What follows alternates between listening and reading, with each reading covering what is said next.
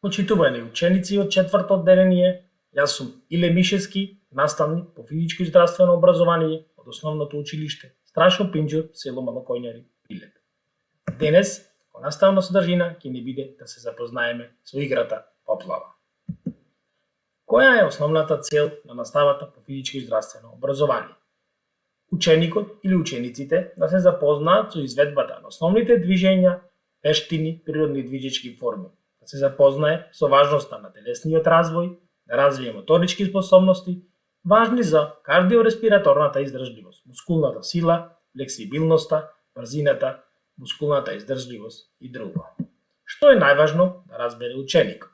Да го разбере значењето на принципите и концептите за здравиот активен начин на живење, преку практикување на физичките активности, да развие здрави навики. Во воведен дел од часот, ние да изведеме комплект на вежби од главата до нозете со имитација на предмети и движења. Например, кружни движења со главата, како што се движат стрелките на часовникот. Исто така, движења со главата и обратно на стрелките на часовникот. Вежби за рацете со играта береме грозје, јаболка, круши и потоа ги оставаме долу и така натаму.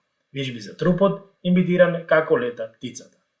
Скокови со нозете, како скока зајакот, изведба на движењето на жабата и најразлични други движења со кои што ќе го загрееме нашиот организам за главниот дел од часот.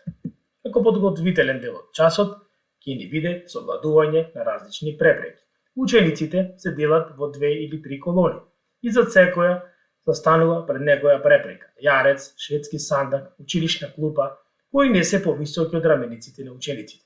Учениците ги изведуваат следните движења. Учениците ги совладуваат препреките со помош на рацете, нозете на произволен начин, кој ќе биде повешт и побрз. Се качуваат на справата и скокаат на истата страна меков полуклек повеќе пати.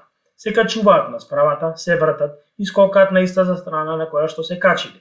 Сите ученици еден за друг совладуваат повеќе справи кои се поставени во низа. Истото само кој ќе биде повешт и побрз.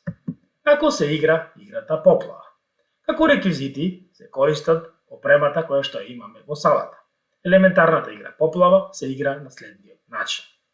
Сите ученици слободно трчаат во обележен простор за вежбање. На повик Поплава, сите ученици се качуваат на некоја справа да побегнат од поплавата која што надоаѓа. На знак опасноста помина, продолжуваат да трчаат повторно и чекаат нов знак на наставникот. Играта може да се комбинира и со други задачи како авиони, врни дожд или друго. Се игра на излегување од играта оној кој погрешил или последен ја извршил задачата.